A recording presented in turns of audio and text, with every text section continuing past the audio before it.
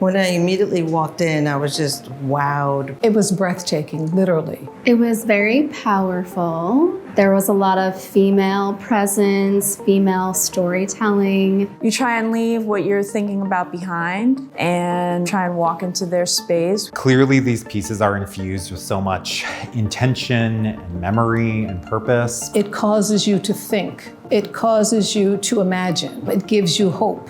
Her work needs to be seen in person. Come and have some time. Don't rush through it. Really come in and take your time. Come in with a friend, but not a friend that's going to rush you. I would say if you want to go and be inspired, if you want to believe that art can wake people up and provide perspective and ask people to walk in other people's shoes, this is definitely a show that would allow you to do that. You can look at the details, or you can also just walk through it and let it all wash over you, which is a great way to, I don't know, spend 10, 15, 80, 140 minutes.